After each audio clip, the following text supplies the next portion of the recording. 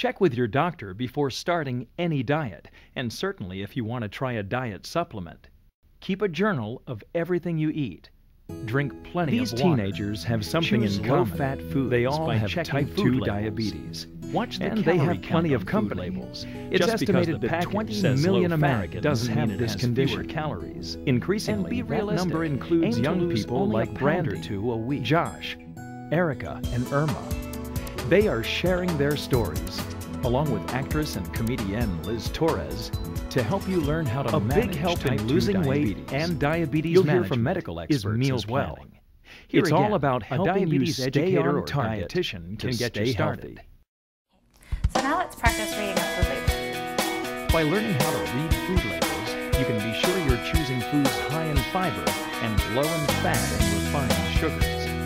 So serving size is 1 ounce. You'll also start to be aware of what a serving size really is. Okay, well, I give these portion plates to my patients.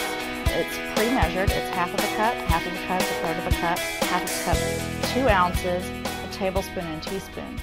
And what I encourage my patients to do is when you're first learning how to do portion sizes, you need to measure everything. And it actually helps them lose weight when they realize that they've been overeating unconsciously. You might need to change the way you enjoy your favorite foods. I used to inhale food. I mean, you would serve me a plate and turn around, and by the time you turned back to me, it was gone. I mean, I would inhale it. Now I savor it. I savor every morsel, and I like it. Josh has worked at making healthier choices too. My portions have gone on a lot, and I've started drinking a lot more water.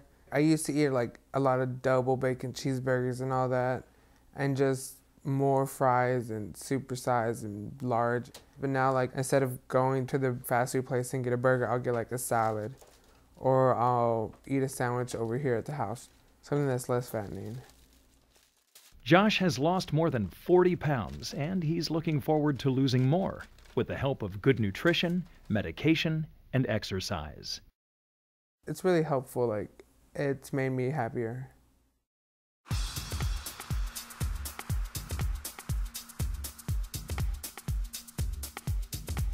The more active you are, the better you can manage your blood sugar levels, lower your blood pressure, lose weight, and improve your overall health. The American Association of Clinical Endocrinologists, AACE, recommends that people with diabetes exercise at least 150 minutes a week, with the exercise spread over at least 3 days per week. Find something that you really like to do, whether it's basketball, whether it's riding your bike, walking your dog, dancing. Mix it up a little bit. Exercise is medicine.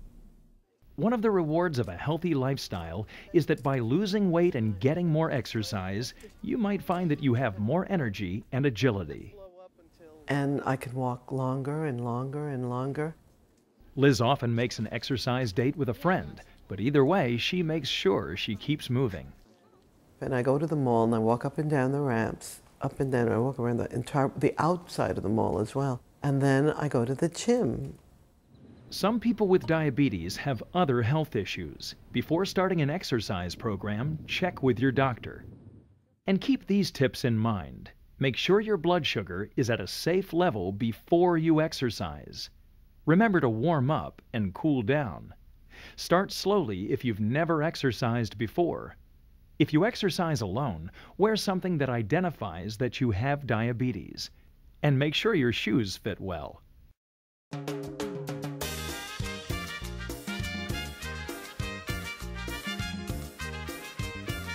Can you feel what I'm touching here? Healthy feet help you prevent diabetes complications. That's why your doctor should take a look at them at every checkup, and you should examine them at home to see problems you might not be able to feel. Some people who have diabetes, particularly if it has not been well controlled over a long period, may lose some sensation in their feet and therefore not be able to pick up when they have an injury to their foot or an infection that can spread. At home, try to wash and inspect your feet every day. Look for skin changes such as cracks, redness, swelling, or bruising. One other way that a patient can make sure that their feet are examined appropriately is to ask a family member to examine them for them. Use foot creams or oils if your feet are dry, but not between your toes. Cut your toenails straight across. Never cut calluses or corns. Don't soak your feet. Don't walk barefoot. And as we've mentioned, don't make your feet suffer from shoes that don't fit.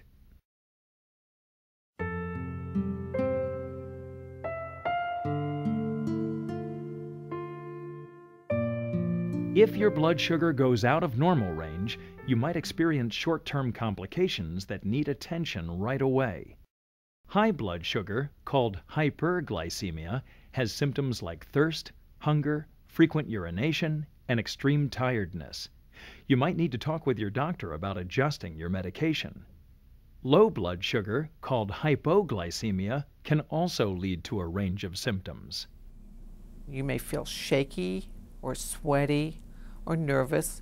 A younger person may not be able to feel those feelings, but may just feel hungry or feel dizzy, or those around him or her may notice that they're not with a program, they're not able to concentrate. You might just need to have a glucose tablet or a sugary snack or drink. But emergency help might be needed. Your family and teachers should learn what to do. Another serious problem is diabetic ketoacidosis. Be alert for symptoms such as loss of appetite, stomach pains, nausea or vomiting, extreme tiredness, or a fruity smell on your breath. It may cause loss of consciousness. It certainly causes weakness and dehydration. Ketoacidosis is a medical emergency and must be treated appropriately with insulin and fluids. People with type 2 diabetes need to take special care when they're sick.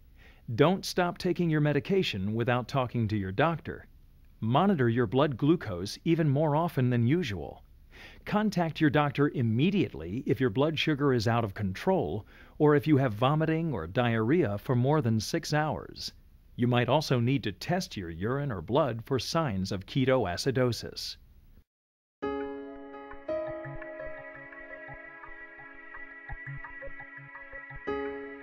Staying on target with your management plan can help you prevent long-term problems. Healthy eating, regular exercise, and losing weight can help guard against heart disease. Let's check your eyes. So can regular checkups. Okay. In addition to having your eyes examined during your checkup, you might also visit a specialist trained to find eye problems caused by diabetes. This is usually an eye doctor called an ophthalmologist. Some people with diabetes also need treatment for depression. This can be a problem for people managing a long-term condition. If you feel depressed for most of the day, decreased pleasure in normal activities, changes in your sleeping pattern, feelings of guilt or worthlessness, a low energy level, difficulty making decisions or concentrating, or have thoughts of suicide, don't keep this to yourself. Talk to your doctor right away.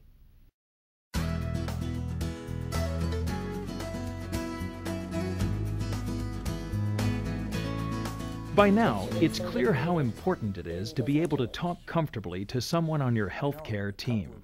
Write down your questions and bring them to each checkup. And keep on asking till you understand the answer. Let's listen to your heart. It's also good to have a close friend or relative on your healthcare team. This person should learn about diabetes and be able to help you in an emergency. I find it to be very, very effective to ask family members to come to the office with the patient and share their thoughts as far as what the treatment options are and how that it could be incorporated into their lifestyle. If there's a silver lining to having a condition that runs in